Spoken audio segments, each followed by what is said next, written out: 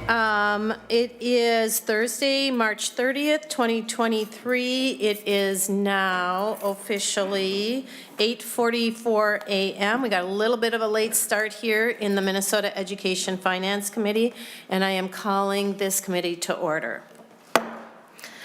This morning, I would like to begin by once again thanking the incredible staff that we have here, our nonpartisan staff.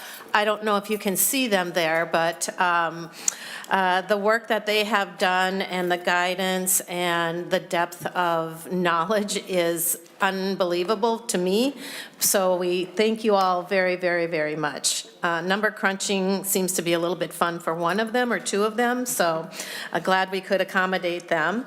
I'd also like to again thank Senator Swedzinski, the chair of Education Policy, for his incredible partnership and all of the experience and empathy that you bring to building the policy side of this bill. And I couldn't have asked for a better partner in this, and thank you to our Vice Chair, Senator Gustafson, and bringing her excellent experience as a teacher into this fracas of building a policy and finance bill that is really going to address the needs of our students, our staff, and our administration. And of course, couldn't do this without Dana and Sammy here, so just wanted to make sure that I say that right off of the bat. I'm going to share here in a minute the A1 amendment.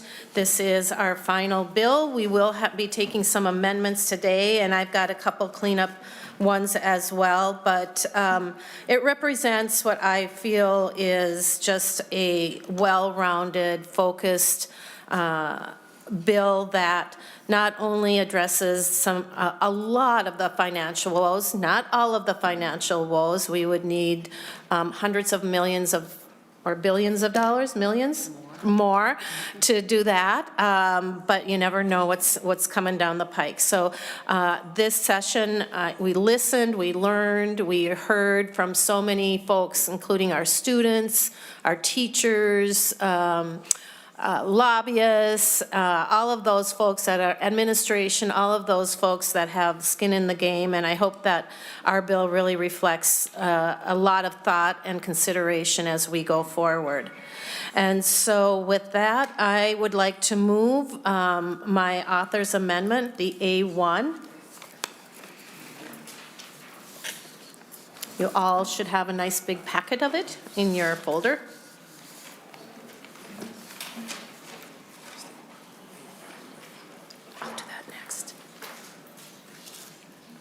And so I'm going to ask for the committee's approval. All in favor of the A1, please say aye. Aye. Any nays? The A1 passes. Thank you.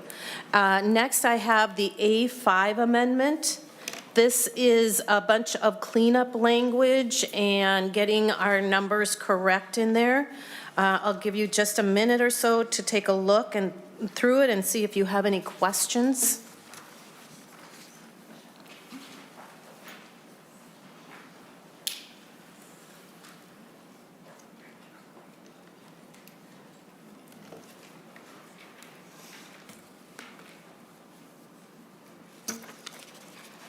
Does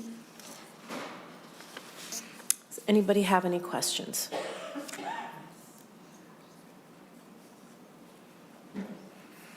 Well, with that then, I will move that we accept the A5 amendment. All in favor say aye. Aye.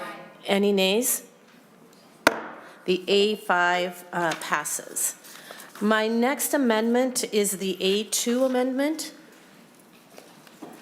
And this allows credit for employment with healthcare providers. If you want to just take a minute, if you have any questions.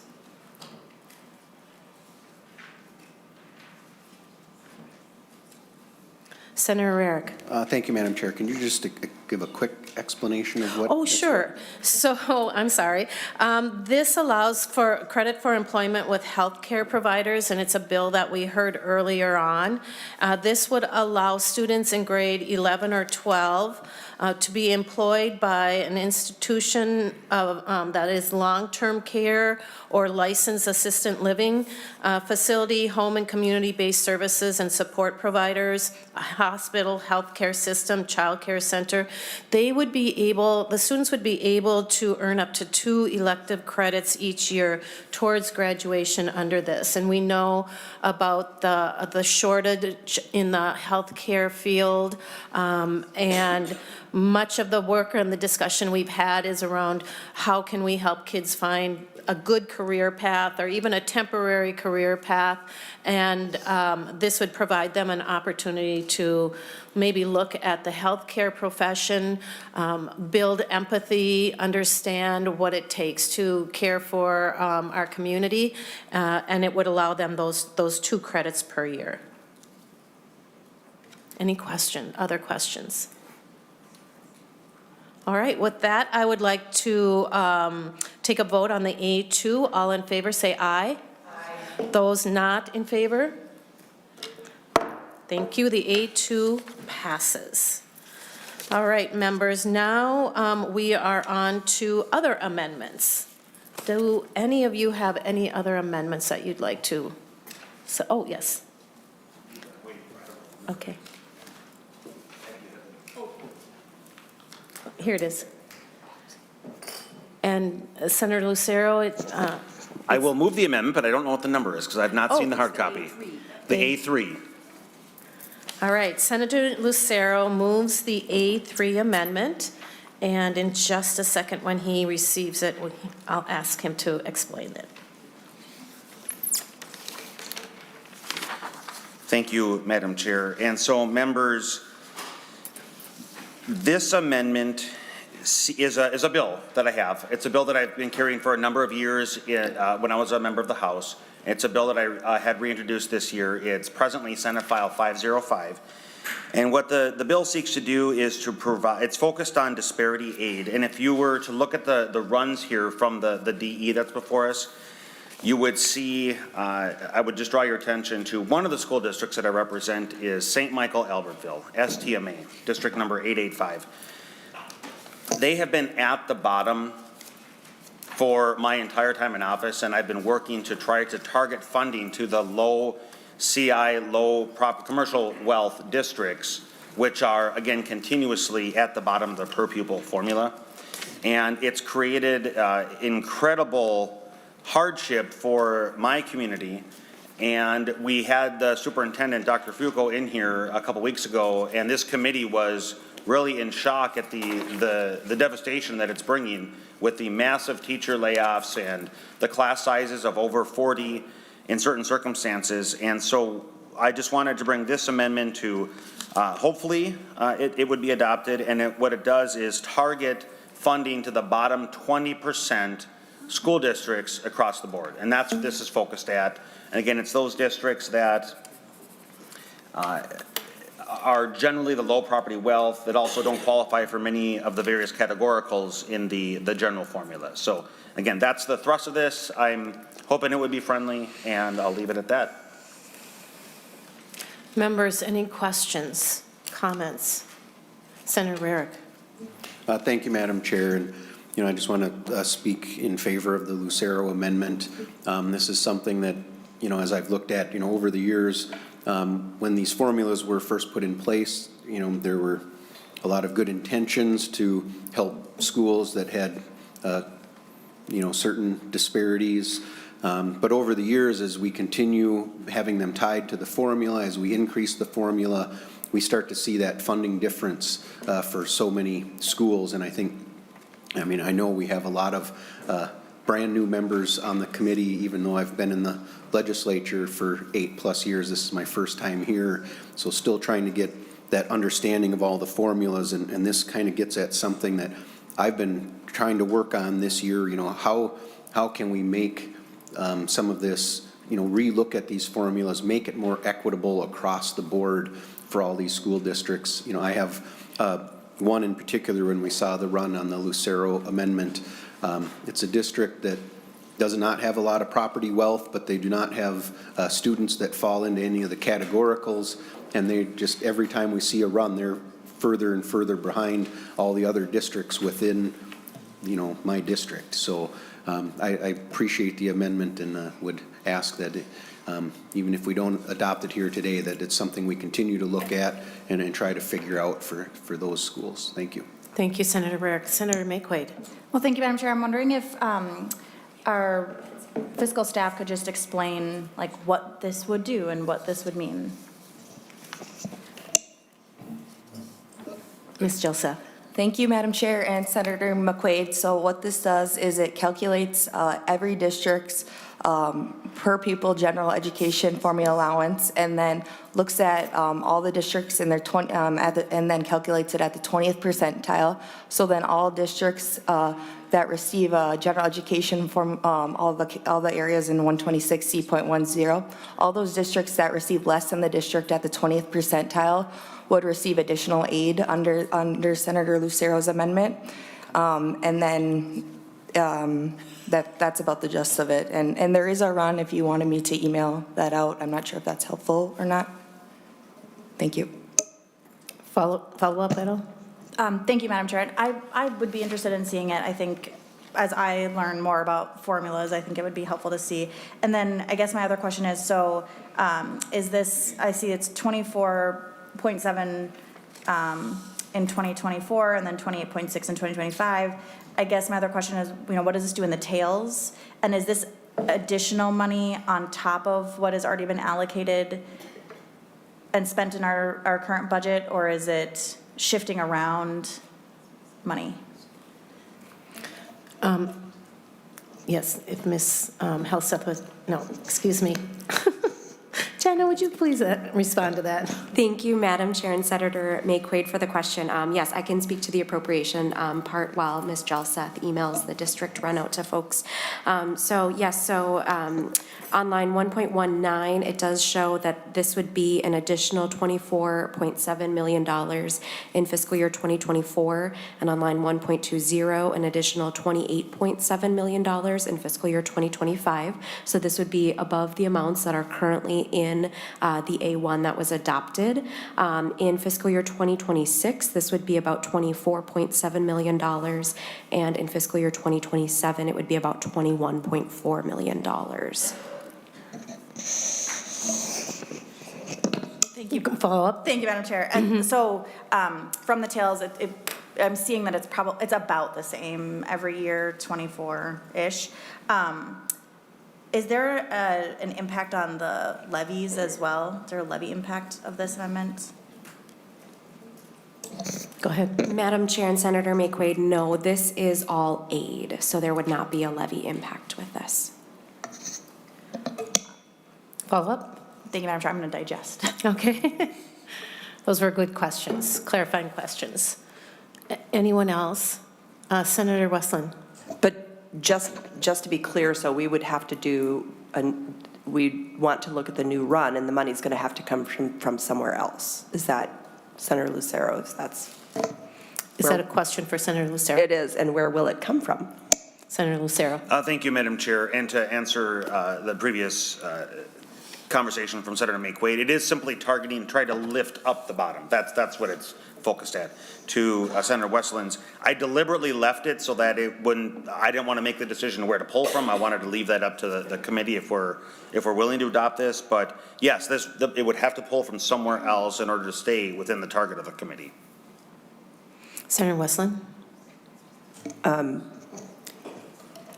want to be clear, I'm not necessarily opposed to your idea. I don't know enough to make a decision on it today, though.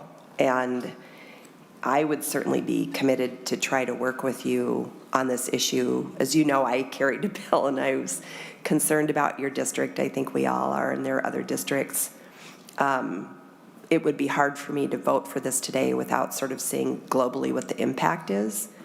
But I'd certainly love to work with you to try to deal with this, as we're going to be working together for a little bit longer, few years at least. And so I would love to work with you on this, but I just don't feel like I have enough information today to vote for it.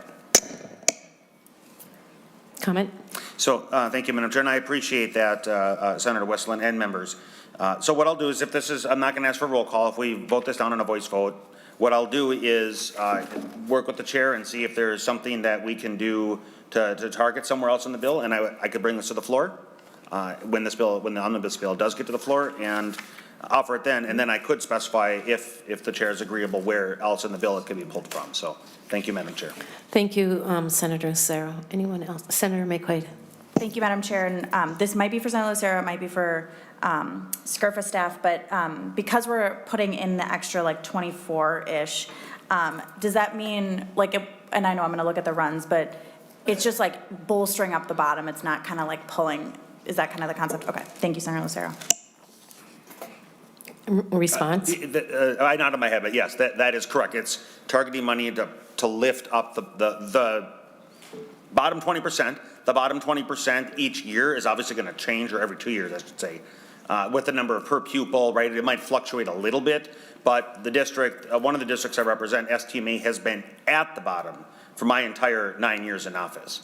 And so that's the focus. Mm-hmm. And follow up? Thank you, Madam Chair. Senator Lucero, when you bring this to the floor, bring this to chair, will you bring a map of where the bottom 20th percentiles are? Because I don't think I'm familiar with where that would be located. Thank you. Senator Lucero. I don't know if it'll be a map form, but it would certainly be perhaps an Excel spreadsheet that shows the 20th percentile cutoff and then where those districts would be.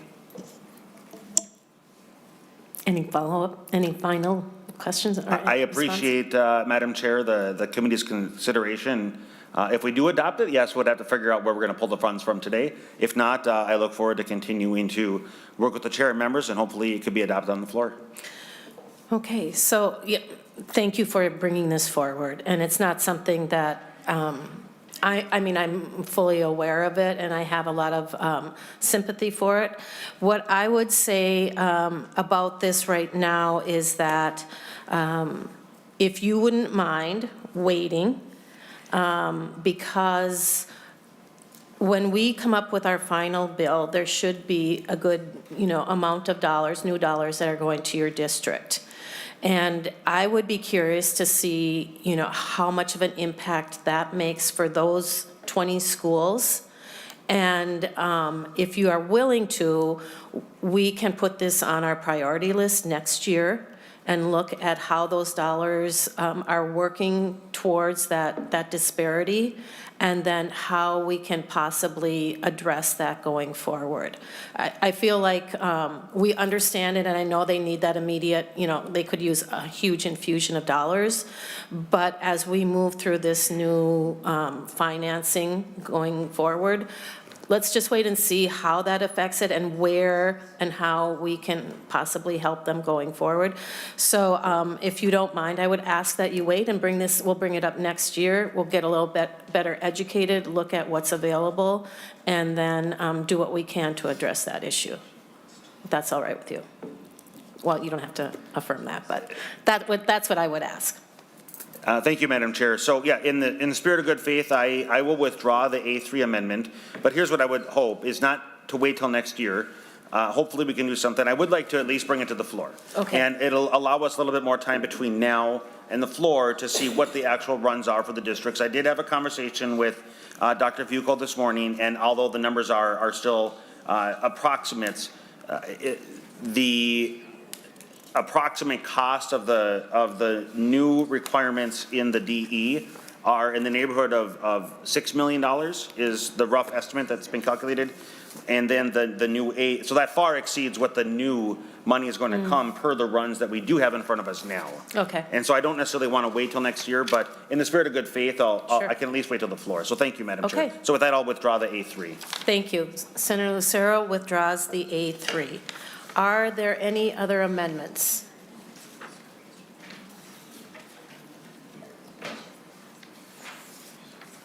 Nope. Well, seeing no further amendments, this is kind of record, it's 9:03. It looks like we are about ready to adjourn here. If there are any other questions or excuse me, Senator Rarick. Well, thank you, Madam Chair. No more amendments, but the comment that I do want to make. Oh, go ahead. So, yeah, and I appreciate all the work that's gone into this and everything that you and your staff have done to get this together. I think one of the things we have heard throughout this session is the impacts from the shutdowns have our kids behind in math and reading and science. And that's something that, we've kind of stressed all along the way, that should be our top priority, getting kids caught up. And I know there are a lot of good organizations and other things that you have funded in here. I struggle with some of that at this point in time. And, I think, what we've been looking at will seem very simplistic, but I think what we've kind of been talking about really focuses on our schools and giving them the most flexibility with, we've talked about it. We have an opportunity to invest in our schools this year.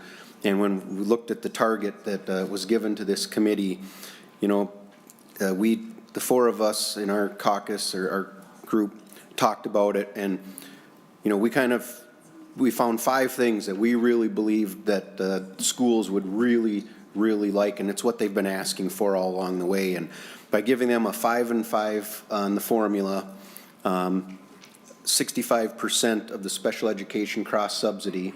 If you do those 2 things, it leaves about $400 million in the first biennium and then $600 in the second biennium.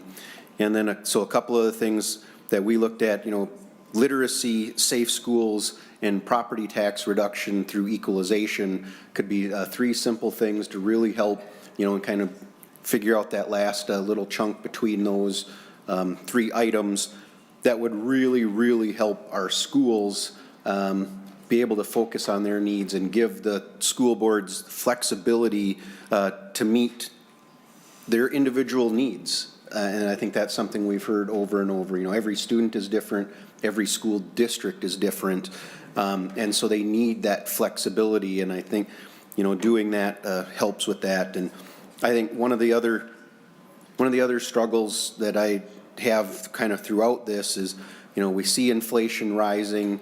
We've heard that repeatedly from our school districts. Yet in a lot of proposals in front of us, we're growing state government.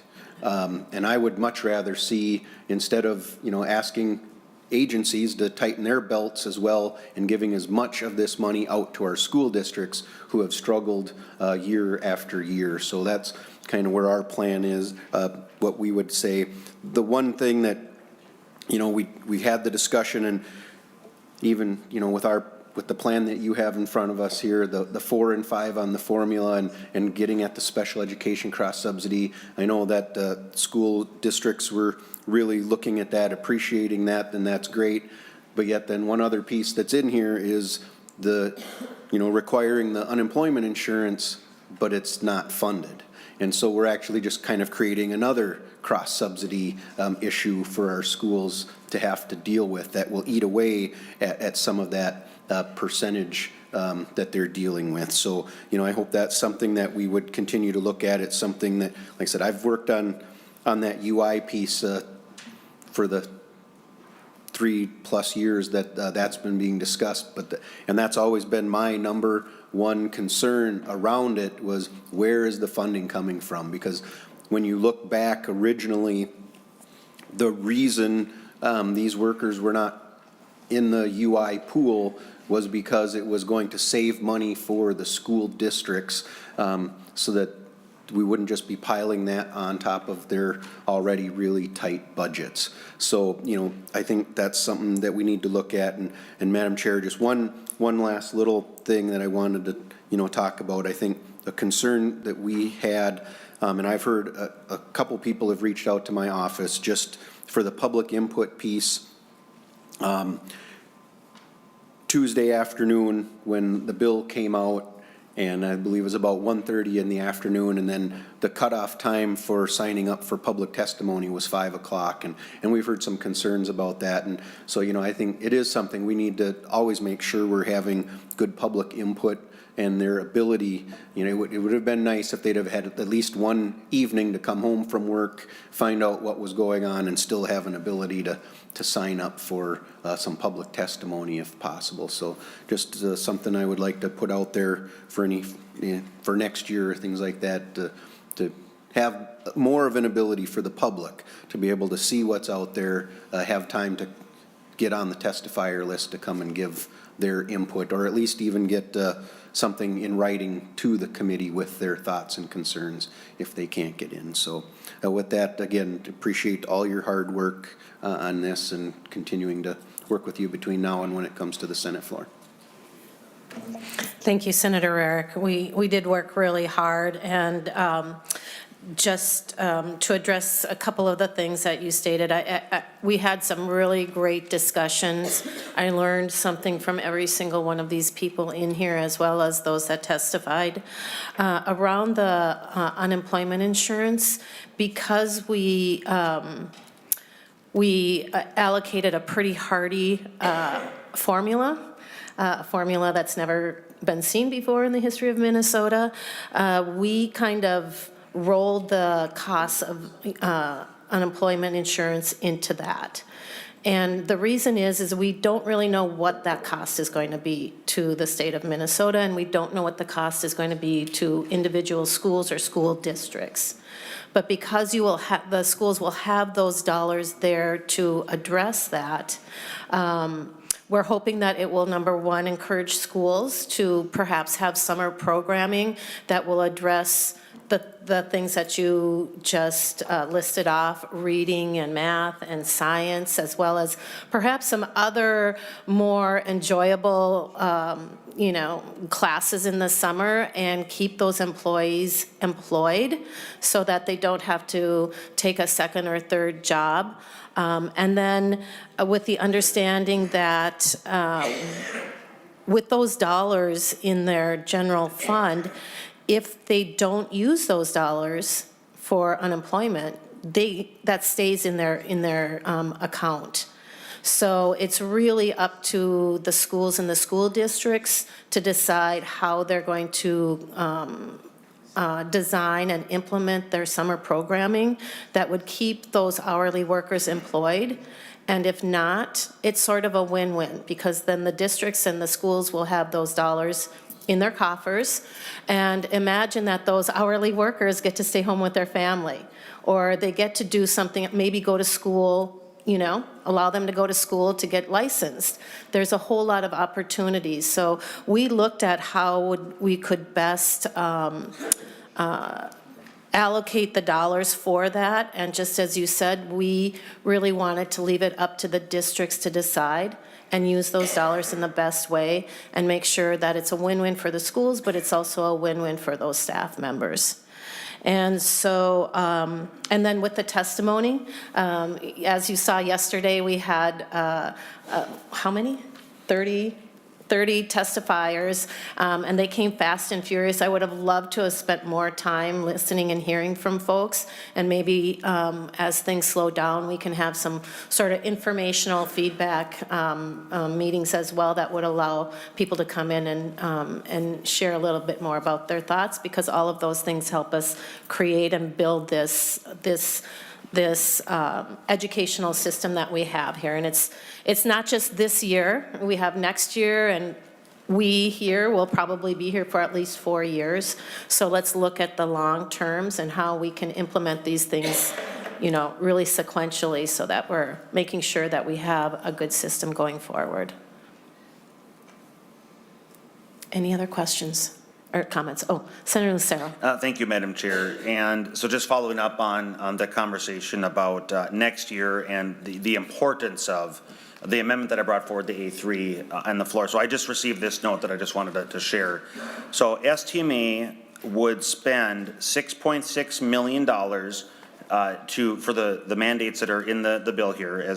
So $6.6 million on unfunded mandates. STMA would receive approximately $3.87 million in the Senate Omnibus bill. So with STMA's current $1.7 million deficit, that means that STMA going into FY 2024 would add $6.6 million to the deficit for a total of a deficit of $8.3 million with this bill that's before us. So the 3.87 in the Senate Omnibus bill will all be spent on the unfunded mandates, and STMA will have to make massive cuts to account for the additional $4.43 million deficit.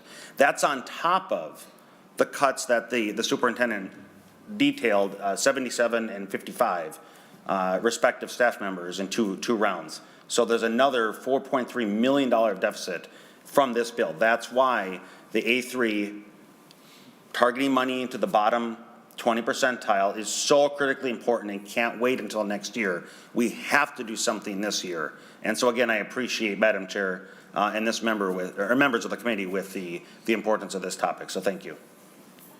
Thank you, Senator Lucero. And Senator Umo Verbatim. Thank you, Madam Chair. I just wanted to share my excitement about this bill and highlight some of the things in it that I think are so great for our schools. Of course, the formula allowance increase, the reduction on both the special ed cross-subsidy and the English language learner cross-subsidy, full-service community schools, that was one of my favorite hearings, the community education aid, and then menstrual equity.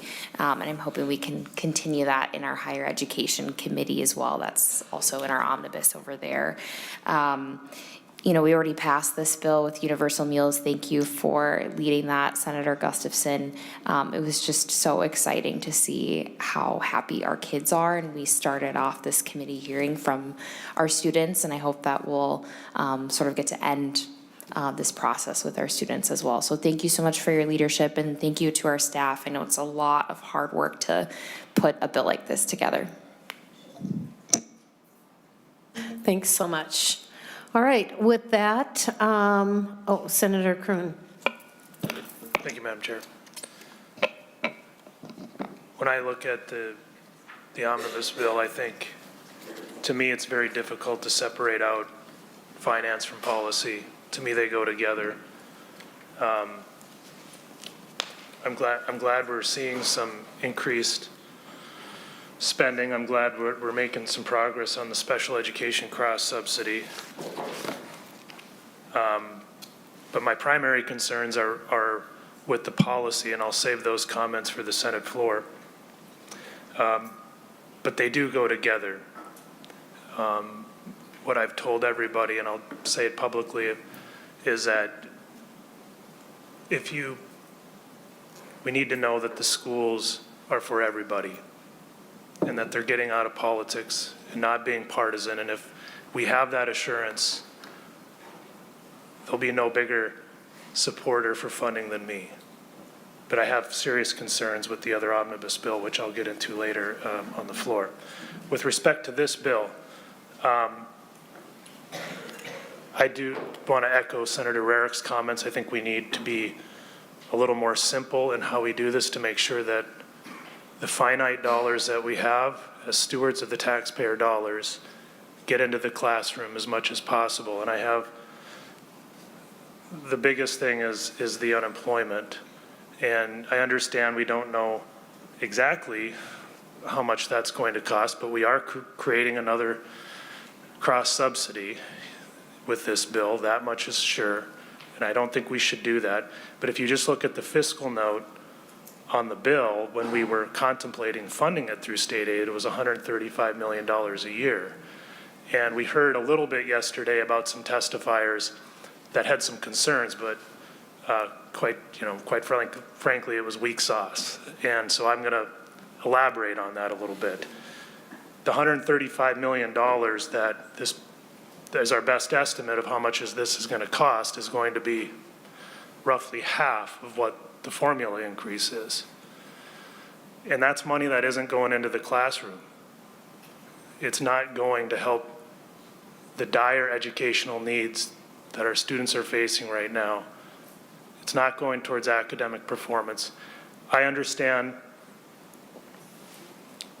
people come and testify and they want to be included in this unemployment, and I understand their stories, but ultimately we need to be making priority decisions on how to best use our finite dollars. And that, to me, on the finance part of this is the biggest concern. And sometimes we need to say no.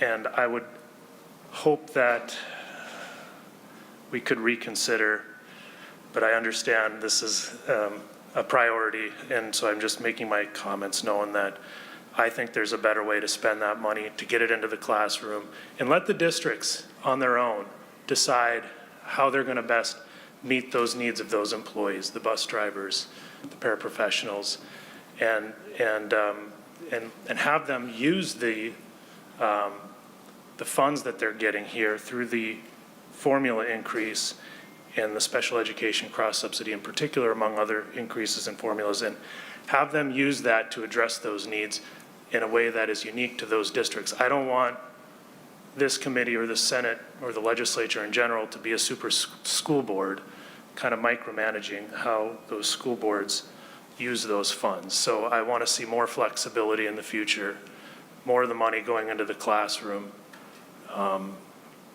And those are my general comments on the finance part, and I'll just kind of leave it at that. But I thank you for your work and for staff and all the work they put into it, and look forward to continuing the conversation. Thanks. Thank you, Senator Kruin. Any last comments here? All right, so let's go ahead and I know I have to do this a little bit differently.